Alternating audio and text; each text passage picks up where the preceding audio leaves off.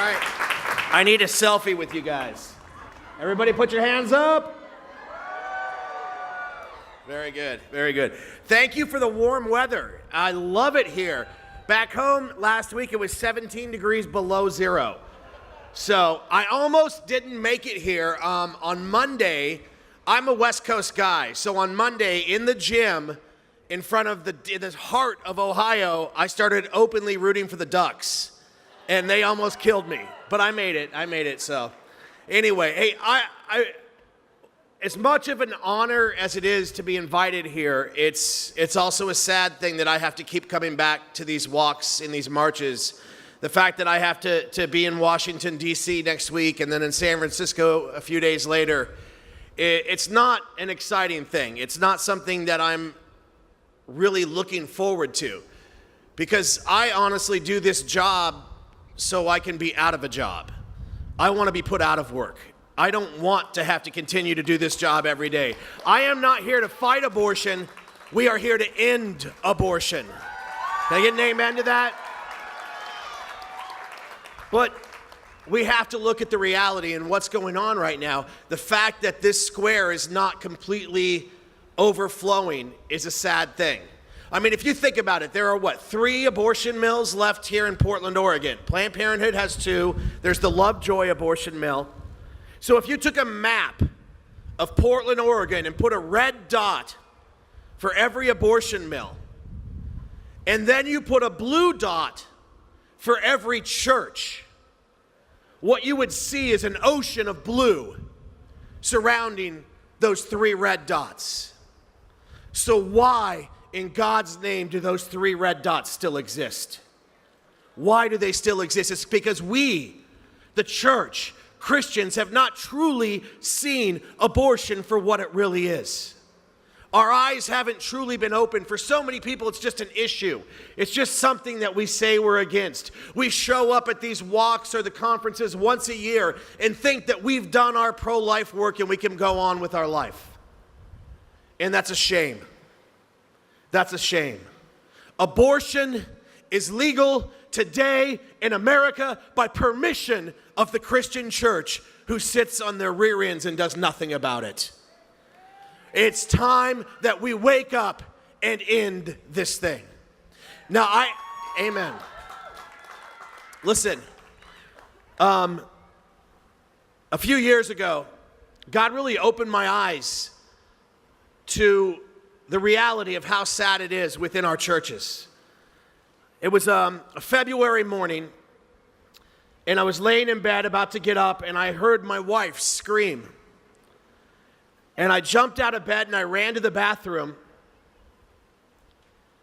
and my wife was standing next to the toilet, and she had just miscarried our 12-week-old baby.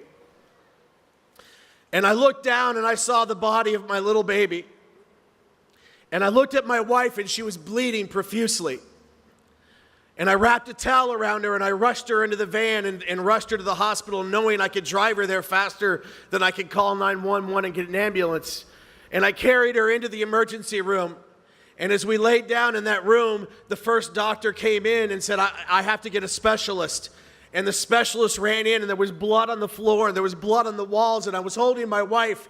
And he looked up and he said, "Oh my God, is that her blood pressure?" And for that brief moment, I thought I was losing the most precious person in the world to me. And I'm holding her and I'm praying to God. And he was able to stop the bleeding. And he was able to save her life. And he looked over and he saw the little jar that my son was sitting in. And he said, "Oh, I'll get rid of that for you." And I said, "No. That's my baby. He will have a funeral." And so at that time, I was going to a Presbyterian church, and I called the pastor, and I told him we were in the hospital and what was going on, and he came down, and I said to him, we need to plan a funeral. And he's like, "Well, we've never done anything like that. I don't know what to do." And so I ended up having to make all the arrangements. I called the funeral home and I called the cemetery, and I found out that the cemetery had free plots for people that are in our situation. And the funeral home didn't charge any service charges for those of us who had lost a baby. And so I made all the arrangements, and the funeral was going to be on a Tuesday. And that Sunday, I got up to go to church, and my wife had to stay home in bed because she was still on bed rest. And so a couple of my children and I, we got up and we went to church, and we were sitting in the church, and we were sitting in the back.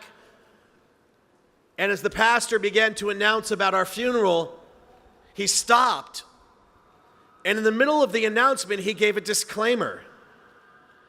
And he said, well, I just want to make sure you guys understand. I know there's other people who've had miscarriages, and you chose not to have a funeral. You know, this is just something the Kempers chose to do. It's no big deal. And I was in shock. Now, this is a pastor of a church who financially supported our pro-life ministry. This is a pastor who would stand out sometimes and pray at the abortion mill. But he was like, it's no big deal. And that Tuesday, the pastor and one other person from our church showed up. Every single family from my children's karate class was there. All of the people in our community were there. 3 people from our church. And I remember calling him and the elders afterwards, and I said, where were you? Where were you?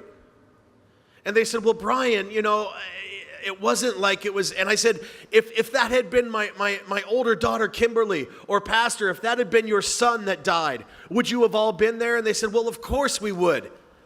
But this wasn't any other funeral. It was just a miscarriage. It's probably the most painful moment of my life to hear the man who was supposed to be shepherding me closer to God say that my son was just a miscarriage.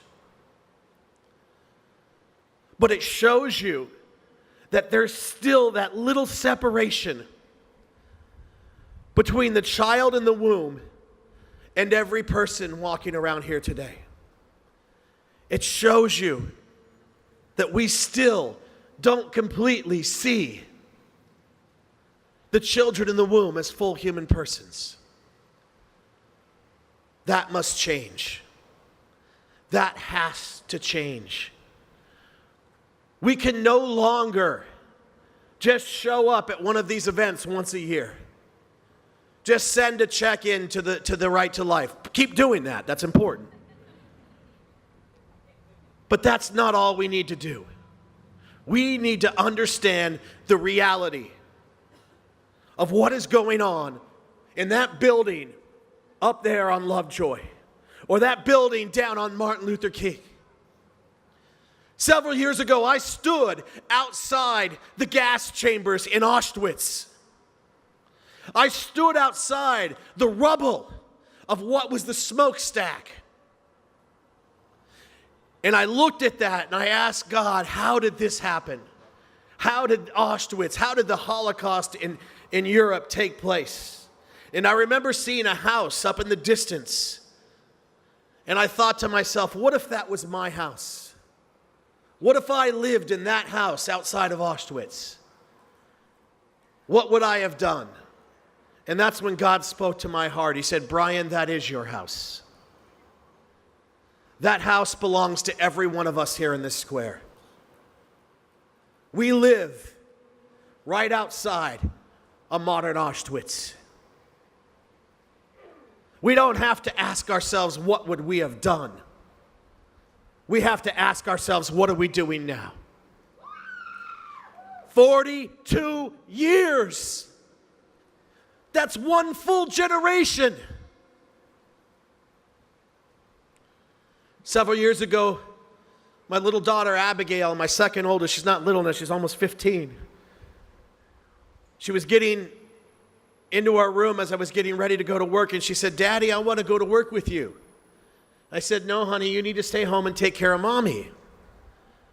And little Abigail looked at me and said, Daddy, I want to go to work and save babies.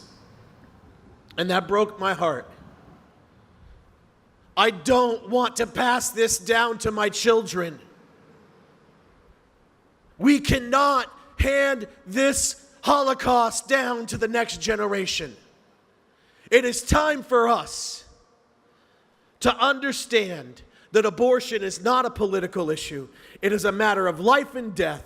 And today, 3,500 innocent baby boys and girls will die. And tomorrow, and tomorrow, and tomorrow. It is no longer enough for us to say that we're pro-life, like it's a noun.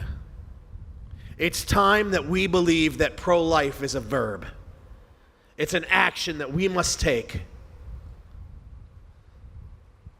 Some of the older people sometimes will say, Bryan, do you really think we could actually win this battle? Do you really think in such a liberal area like Oregon we could actually win this?